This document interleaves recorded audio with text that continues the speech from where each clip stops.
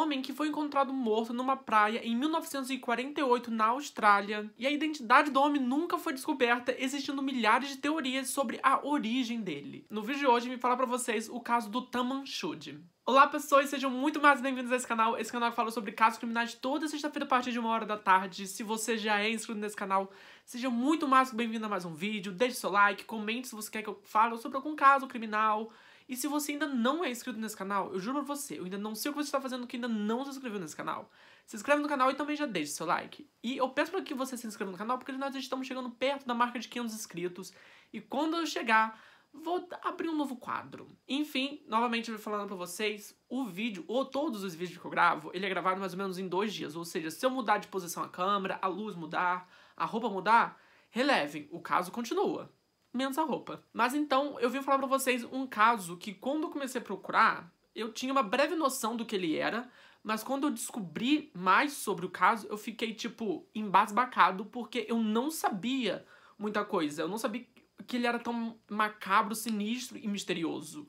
Enfim, é um caso muito interessante, com muitas reviravoltas, teorias. Enfim, chega de enrolação, chega de blá blá blá, sem mais delongas, simbora pro vídeo de hoje. O caso Taman Shud, ou também conhecido como o Homem de Sammental, foi um achado, foi um corpo encontrado numa praia em 1948 na Austrália. O caso recebeu o nome Taman Shud de uma frase persa que traduzido significa mais ou menos perdido ou terminado.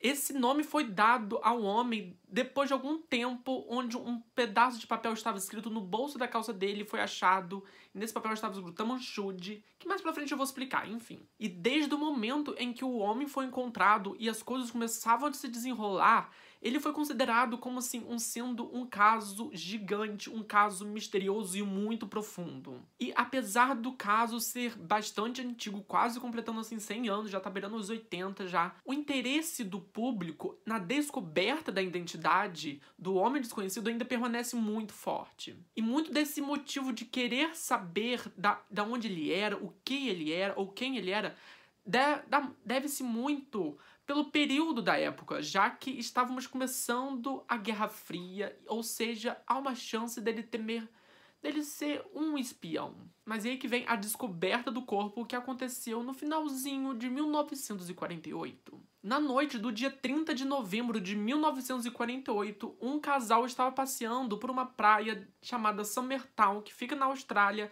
por volta das 8 horas da noite. Quando eles perceberam um corpo no chão, perto, tipo assim, em frente a uma instituição chamada, eu vou ler aqui porque eu não sei, Cyprus Children's Home. Nisso, eles pensaram que o homem estava dormindo, mas eles começaram a estranhar, pensando que se o homem estava dormindo, como ele não tinha, tipo assim, se incomodado com a quantidade enorme de moscas que estavam ao redor do seu corpo.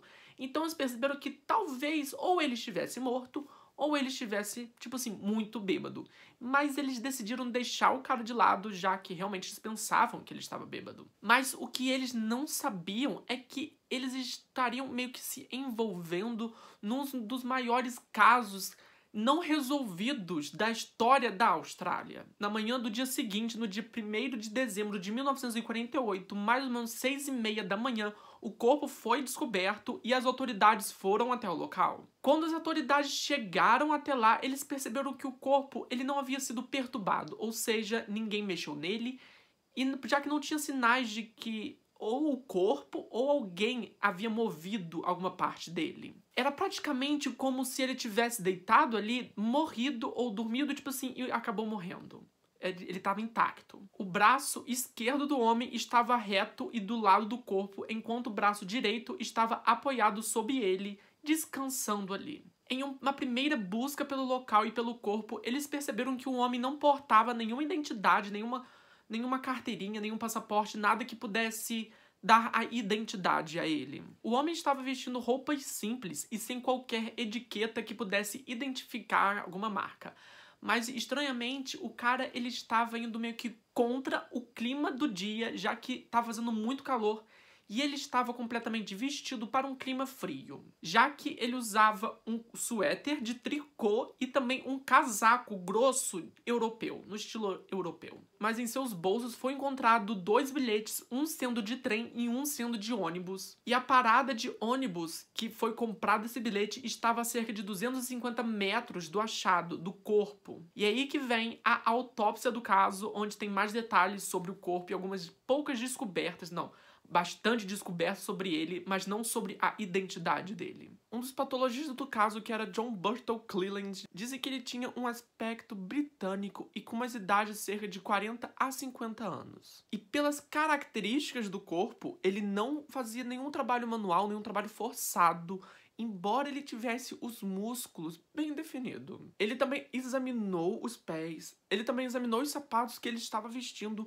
e viu que o sapato havia sido engraxado recentemente, já que não parecia estar sujo, e se tivesse sujo, era sinal de que ele estava andando o dia todo. Ou seja, era para estar sujo se ele ficou andando por aí. Isso criaria mais tarde a teoria de que ele foi levado até a praia, já que também no local não havia nenhuma evidência de convulsão ou de vômito, já que isso seria os 2 principais efeitos do envenenamento. Porém, provavelmente essa teoria está errada. Testemunhas foram até a polícia para falar que viram um corpo, um homem de semelhança, tipo assim, bem semelhante a ele, parado no mesmo local, perto das 7 horas da noite. Esse casal que viu o homem perto das 7 horas da noite viu meio que por soslaio, mais ou menos, que o homem, ele meio que esticou o braço e deixou ele cair depois, assim, lentamente. Foi só então que aquele outro casal, às 8 horas, aquele primeiro casal que eu falei pra vocês, viu o corpo e pensou que tava bêbado. Assim como o casal anterior também deve ter pensado que ele estava bêbado, ou sei lá. Apesar disso, o médico legista disse que não se surpreenderia se fosse comprovado de que ele foi morto por envenenamento, por algum glicosídeo, enfim, uma coisa que não fosse detectável no corpo humano. Um outro médico chamado Don Dewar disse que a última refeição do homem foi um pastel, mas ele não encontrou nenhuma outra substância ou alguma substância estranha no estômago do coitado. Porém, o envenenamento continuava sendo a principal suspeita de causa de morte. O médico legista também disse que alguns dos seus órgãos estavam, tipo assim, 3 vezes maior de tamanho, principalmente o baço e o rins, além de sangue e alimento misturado no estômago dele. Eu vou ler o resultado final, porque é gigante esse resultado final, mas olha só. O resultado final foi praticamente hemorragia gástrica aguda, congestão extensiva do fígado e do baço e congestão do cérebro. Resumindo o que ele quis dizer, o médico legista achou que ele morreu por um ataque cardíaco, mas ele não conseguiu determinar 100% de certeza que realmente foi um ataque cardíaco, ou seja, poderia abrir margem para muito mais teorias desse caso. E com a não identificação do corpo, no dia 10 de dezembro de 1948, o corpo foi embalsamado, sendo o primeiro registro oficializado feito pelo departamento, ou seja, isso não tinha sido feito antes pela polícia. Agora, falando um pouco mais sobre a repercussão do caso, a polícia decidiu divulgar a foto do homem para o mundo inteiro. Porém, nenhuma pessoa conseguiu identificar o homem. É praticamente como se o homem ele não existisse, como se ninguém conhecesse ele. Até mesmo a Scotland Yard foi meio que chamada para o caso, mas ela não conseguiu achar nenhuma prova de quem era ou se tinha algum familiar desse homem. E os 2 jornais diários da cidade de Adelaide cobriram o caso de maneiras bem distintas, com o jornal The Adversities fazendo uma pequena abordagem, um pequeno artigo em dezembro de 1948. E no dia 3 de dezembro foi descartado o primeiro suspeito de quem era o homem, que era o A.C. Johnson, pois ele próprio foi até a delegacia e tipo assim, cara, eu ainda tô vivo, vamos com calma. E no mesmo dia, o jornal The News divulgou o caso na primeira página, dando muitos e muitos detalhes sobre o caso. E no dia seguinte a isso, a polícia divulgou para o público que, apesar deles terem digitais e também o rosto da pessoa, eles não conseguiram encontrar nada, o que obrigou eles a expandir ainda mais a investigação. E no dia 5 de dezembro, o Adversity meio que publicou dizendo que a polícia iria ir em busca de registros militares, já que eles tinham um suspeito em vista, que era um homem que havia bebido com uma outra pessoa de aparência muito similar a esse carinha. Depois disso, em janeiro, no comecinho de janeiro de 1948, o caso viu uma pequena luz, uma pequena faísca no fim do túnel, quando duas velhinhas foram até a delegacia e conseguiram identificar o corpo como sendo de um ex-lenhador chamado Robert Walsh, de 63 anos. A polícia respondeu a isso meio com um certo ceticismo, já que o Robert parecia ser muito mais velho do que o morto que eles encontraram.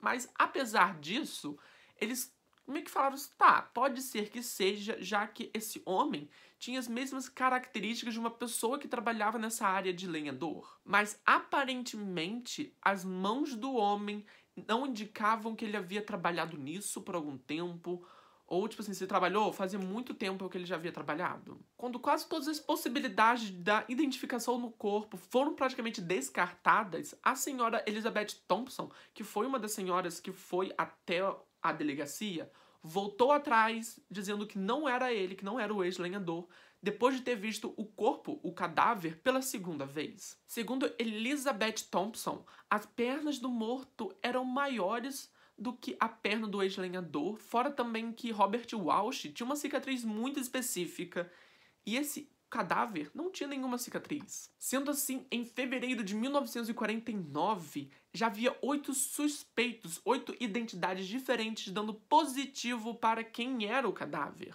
incluindo 2 homens que moravam em Darwin, falando que esse corpo se parecia bastante com um amigo deles que havia sumido. Fora também outra pessoa que ele falou que poderia ser esse cara, um ajudante de estábulo desaparecido. Outro falou que poderia ser de um navio mercante que simplesmente afundou e aquele corpo foi parar ali. Enfim, também teve a teoria de que esse homem era um sueco. Mas é aí que vem um dos achados do caso, que foi, tipo assim, deu uma reviravolta, que deu um aceso no caso, que foi a mala marrom. O caso só teve uma reviravolta bem significativa em 14 de fevereiro de 1949, quando 2 funcionários da estação ferroviária de Adelaide descobriram uma mala sem nome, sem etiqueta de identificação no guarda-volume deles. Essa mala em questão havia sido colocada nesse guarda-volumes mais ou menos por volta das 11 horas da manhã do dia 30 de novembro de 1948. E em seu interior foi encontrado, assim, muita coisa. Como, tipo assim, um roupão vermelho listrado, assim como um par de chinelos tamanho 7, também da cor vermelha, 4 cuecas, alguns pijamas, exatamente, gente, 4 cuecas, utensílios de barbear,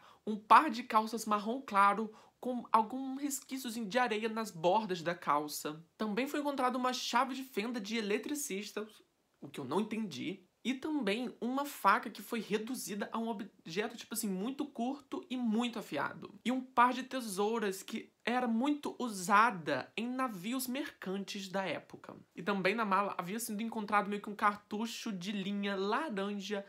Essa linha era praticamente a mesma linha, da mesma tonalidade de uma linha que foi usada para costurar um bolso da calça desse homem morto. Era praticamente impossível rastrear da onde vinha a roupa ou da onde vinha, se tinha alguma coisa ali envolvida, já que todas as etiquetas foram retiradas. A única coisa que a polícia encontrou foi meio que uma simbologia chamada T.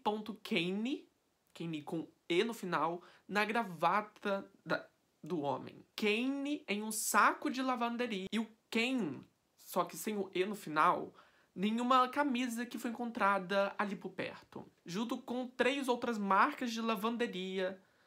Só que essas marcas de lavanderia eram praticamente impossíveis de rastrear, já que não tinha como saber. É marca de lavanderia, não dá pra saber. E a polícia começou a suspeitar de que o homem que matou, ou esse carinha, tinha um grande conhecimento de como não ser rastreado, já que só foi deixado o T-Kane na camisa e na gravata, já que é uma coisa que é praticamente impossível de rastrear. E ele também sabia que as coisas da lavanderia, os sacos de lavanderia, as marcas, também não iriam ser muito rastreáveis. Ou seja, esse cara, ou a pessoa que matou, sabia de muita coisa. Nisso, eles meio que conseguiram ainda rastrear um homem chamado Tom Kane, que era meio que um ex-marinheiro.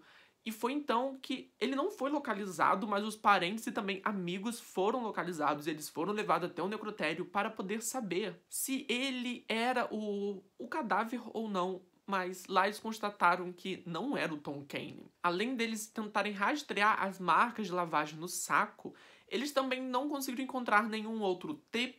Kane em nenhum país que fala inglês. Não sei nos outros países, mas eles não conseguiram encontrar nenhuma outra pessoa que tinha o nome T. Kane. Mas, tipo assim, até aqui vocês podem ver que esse caso já foi muito mais bem investigado do que qualquer outro caso, tipo assim, do que algum assassinato. Inclusive, ele é até mesmo mais bem investigado do que o caso de semana passada, que, cara, pra quem viu, é um caso, cara, que dá uma coceirinha de tão raiva que você passa com a investigação daquele caso. Eu vou deixar aqui na descrição ou nos comentários fixados o caso da semana passada para você, se ficar curioso, para poder você ir lá ver. Tá bem completinho. O único item que pôde ser rastreado foi um casaco encontrado na mala que tinha na sua parte frontal meio que um tecido bordado, marcas de um tecido bordado, que eles concluíram que o casaco vinha dos Estados Unidos, já que lá era o único lugar que tinha esse tipo de maquinário, ou seja, o casaco só veio de lá. Embora esse tipo de casaco fosse meio que feito em massa, essa etiqueta era exclusiva para quem tivesse comprado esse casaco, ou seja, cada etiqueta era única. Mas, teoricamente, a roupa não foi importada para a Austrália, indicando que ou o homem tinha visitado os Estados Unidos, ou ele tinha comprado de uma outra pessoa que visitou os Estados Unidos. E detalhe, essa pessoa que visitou os Estados Unidos tinha um tamanho bem similar, tipo assim, a forma do corpo bem similar ao cadáver. Bom, é a teoria que se tem. Agora, se lembra que foi encontrado também um bilhete de trem lá no bolso da calça do homem. Agora eu vou falar um pouco mais sobre ele. Ele foi analisado e foi determinado que esse homem pegou um trem noturno, que esse bilhete era para um trem noturno. Esse trem teria partido de Melbourne, ou de Sydney, ou de Port Augusta. Ou seja, tinha 3 chances desse cara ter entrado. Mas uma coisa que sugere é que esse homem teria ido ao prédio público ao lado para poder tomar um banho e também se babear, para só depois voltar para a estação ferroviária e poder comprar o bilhete de trem por volta das 10h50 da manhã. Esse trem iria partir para Harley Beach, mas por algum motivo ele não pegou esse trem. Mas teoricamente, após ele ir para esse prédio público, ter tomado banho e se barbeado, ele teria pegado a sua mala marrom, ter guardado ela no guarda-volumes e teria pegado um ônibus para Glenelg. Mas algumas investigações contemporâneas feitas pelo um professor chamado Derek Cabot disse que provavelmente esse homem teria comprado os bilhetes antes para só depois ir tomar um banho, já que isso explicaria o fato dele ter se atrasado. Pois naquele mesmo dia, as estações sanitárias da prefeitura haviam sido todas meio que fechadas perto da estação, ou seja, ele teve que andar bastante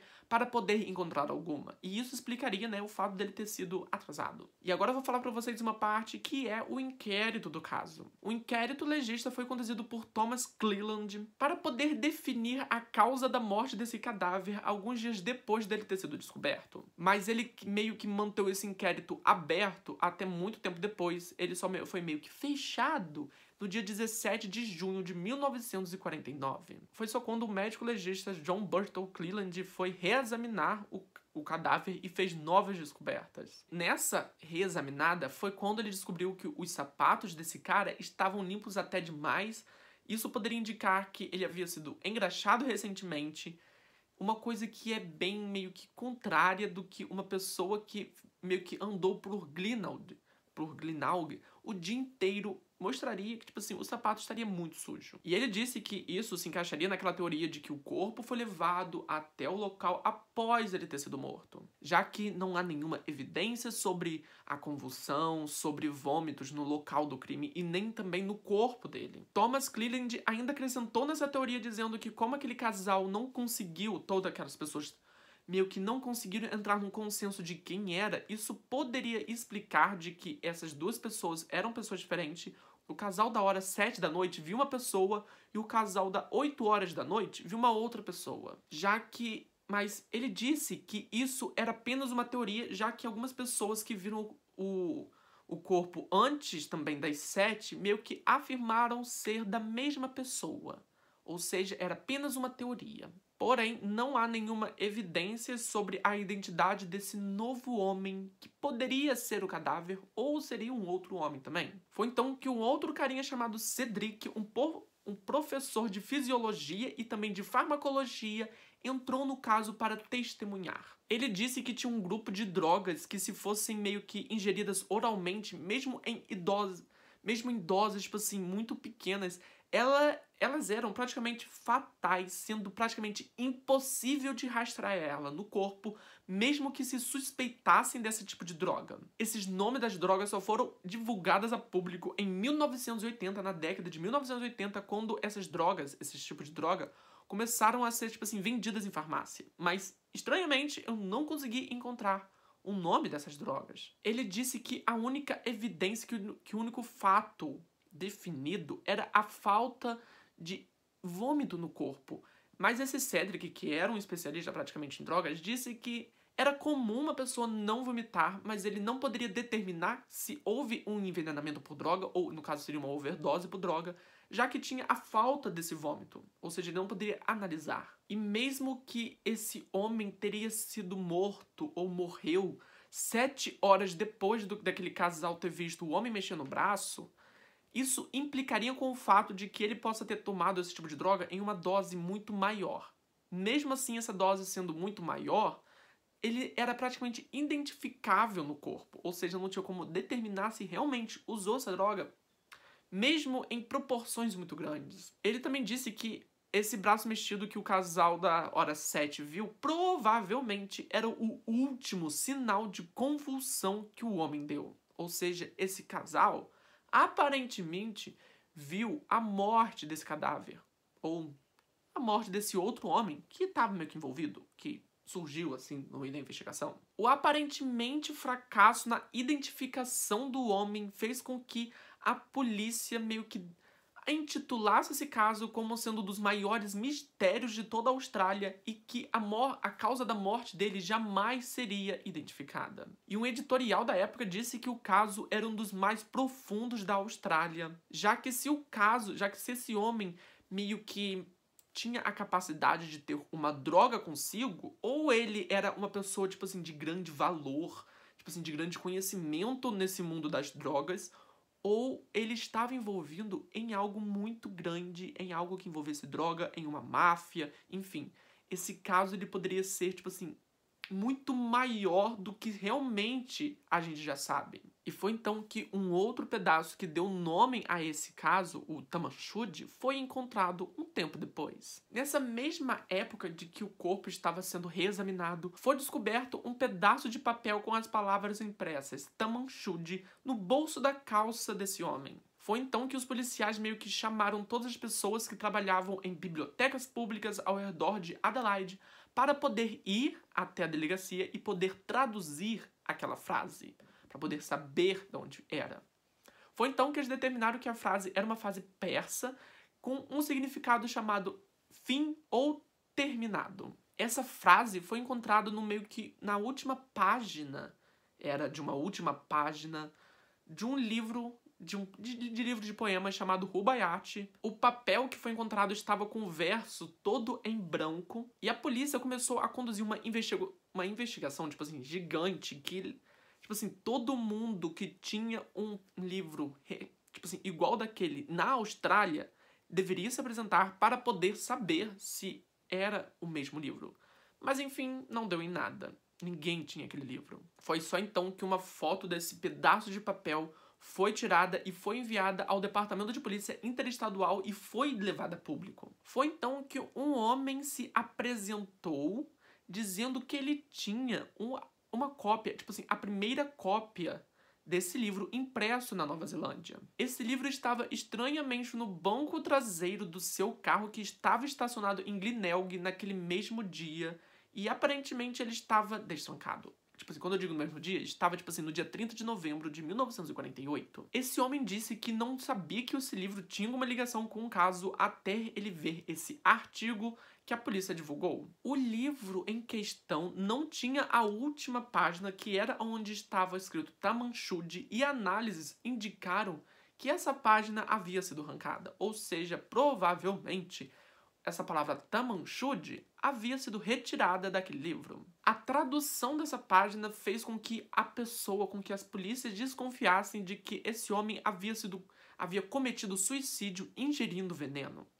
Mas, novamente, não há nenhuma evidência que suporte essa teoria do suicídio, e nem também do envenenamento. E foi então que, depois de um tempo, foi feita uma análise com luzes ultravioletas que indicaram que havia outras 5 colunas de palavra escrita com a coluna número 2 meio rabiscada. Mas isso meio que indicaria que era um código, já que, aparentemente, essa segunda palavra foi reescrita na linha quarta. Na quarta linha. E pasmem, um número que não constava no catálogo, um número telefônico, foi encontrado no verso, na capa, praticamente no verso da capa desse livro. Esse número pertencia a uma ex-enfermeira que morava na rua Molazei, a cerca de praticamente 800 metros da praia onde o corpo foi achado. Ela disse que, enquanto trabalhava na Segunda Guerra Mundial no hospital para veteranos, para soldados, na Austrália, ela disse que sim, tinha um exemplar daquele livro.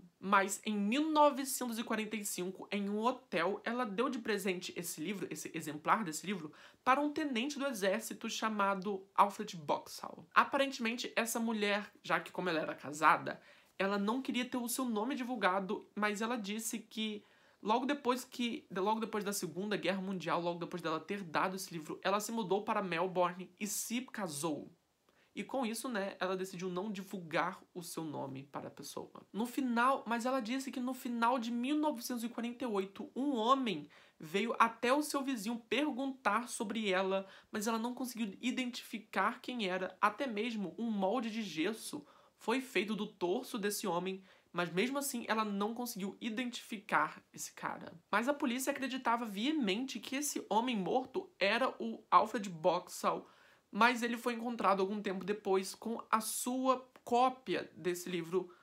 E detalhe, essa cópia estava com a parte de trás intacta, inclusive com o nome Tamanchud. Esse homem em questão, ele trabalhava no depósito de ônibus de Randwick e não fazia ideia da sua ligação dele ser um dos suspeitos de ser o morto encontrado em Glenelg. A mulher, essa ex-enfermeira, disse não saber nenhuma informação desse homem que visitou o seu vizinho em Glenelg, assim como não saber nenhuma coisa sobre o cadáver. Apesar do seu nome ter sido ocultado, eu vou manter ele ocultado, mas em um programa de TV dedicado ao crime, quando Alfred Boxall foi entrevistado, um apresentador aparentemente falou o nome dessa mulher, mas em respeito a essa mulher, eu vou manter o nome dela oculto. Mas aparentemente o seu nome verdadeiro é de extrema importância para a solução do caso, assim como a solução daqueles códigos que foi encontrado graças à ultravioleta. Porém, pesquisadores contemporâneos foram atrás dessa mulher e descobriram que ela morreu bem recente até. Ela morreu em 2007. Ou seja,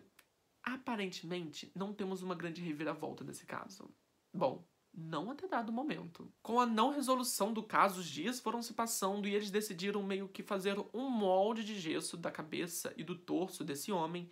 E foi somente no dia 14 de junho de 1949 que o cara foi enterrado no cemitério West Terrace, em Adelaide. Os serviços fúnebres foram todos arcados pelo Exército da Salvação e uma outra instituição arcou com as despesas para que esse homem não fosse enterrado como uma pessoa indigente. E depois que esse corpo foi enterrado, algumas flores começaram a aparecer misteriosamente no túmulo e inclusive uma mulher foi vista deixando o cemitério. Ela foi parada, mas ela disse que nem sabia quem era esse cara, nunca tinha ouvido falar sobre esse cadáver, enfim.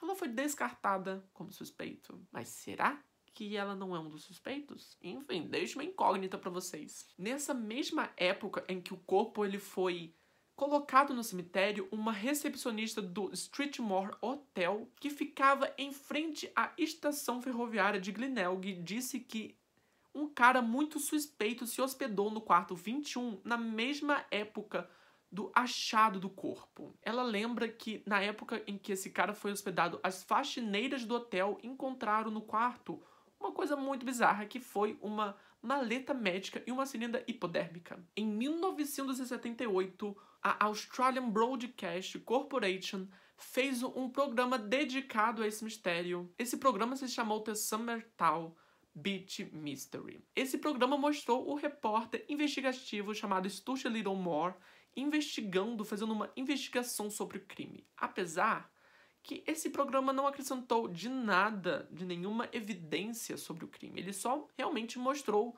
o que já tinham. O caso permanece em aberto até hoje e o busto de gesso, permanece em conservação lá no sul da Austrália. Uma coisa bem misteriosa desse caso é que a mala foi destruída. Ela simplesmente, uma das evidências do caso assim mais forte, foi realmente destruída em 1986. Mas depois disso, meio que eles tentaram fazer um teste de DNA, mas graças ao formaldeído, boa parte desse DNA foi realmente destruído. E para fazer um teste de DNA demoraria assim, muitos anos. E aí que vou falar um pouquinho para vocês uma das teorias, assim, mais aceita desse caso. Uma das teorias, assim, mais aceitas sobre esse caso é que esse homem, ele era um espião. Uma coisa que era bastante comum naquela época, já que nós já tínhamos acabado de sair da Segunda Guerra Mundial e praticamente entrando a caminho da Guerra Fria. Esses agentes ocultos sempre arrancavam qualquer etiqueta de identificação das suas roupas, das suas malas, enfim. E segundo um alfaiate que foi levado para o caso para que pudesse para poder investigar as roupas do cara, além do casaco ter sido fabricado nos Estados Unidos, além do casaco, o homem também tinha fortes características de ser um cara britânico. Isso provavelmente indicaria que o cara não era daquele lugar e que ele, tipo assim, viajava o mundo. Fora também que se ele quisesse se matar, se ele quisesse cometer suicídio, esse cara provavelmente não escolheria um lugar tão público assim. Mas isso também implicaria com o fato de que se ele era um agente, por que as pessoas simplesmente decidiram colocar o corpo dele em um local muito público? Não há muita explicação nesse caso. Isso poderia, esse código que foi encontrado, Tamanchud, encontrado no bolso, poderia indicar que ou a carreira dele, na questão dos agentes ocultos, havia acabado, ou a vida dele, ele queria pôr um fim na vida dele. Enfim, é uma incógnita, assim, gigante nesse caso. Mas em maio de 2021, exatamente há praticamente 2 anos atrás, o professor e cientista da Universidade de Adelaide, chamado Derek Abbott, conseguiu lutar para que o corpo dele fosse exumado, já que ele tinha fortes suspeitas de conhecer a possível neta desse cara. Derek fez diversas investigações e concluiu que sim, ele conhecia a possível neta do cara. Mas, aparentemente, esse caso meio que uniu essa possível neta e o Derek, e então eles se casaram e tiveram 3 filhos e ainda esperam o exame de DNA ser feito, o que pode demorar, assim, muito e muitos anos. Ou seja, vamos ficar se perguntando quem é ou se realmente é a neta desse homem morto por muito tempo. Mas imagina só, você conheceu o amor da sua vida numa investigação de crime. É doideira. Mas então, esse foi o vídeo. Espero que vocês tenham gostado. Se gostar, não esqueça de se inscrever aqui no canal e já deixar o seu like. E eu estou pensando em criar um perfil lá no Teco Teco. Eu estou pensando, se eu tiver criado, eu deixo um link aqui nos comentários ou deixo, tipo assim, passando por aqui, o meu nick lá nos comentários. Lá eu vou falar um pouco mais sobre livros e também sobre casos criminais. Eu pretendo falar mais sobre livro e curiosidades. Tipo uma coisa que eu fazia aqui nos shorts. Eu deixei de fazer os shorts praticamente porque, não sei, eu deixei de fazer. E eu decidi investir um pouco mais também no Teco Teco, que é uma outra rede vizinha que tem bastante movimento. Enfim. Se gostar, não esqueça de se inscrever no canal e já deixou o seu like. E até semana que vem para mais um caso criminal. Tchau, tchau.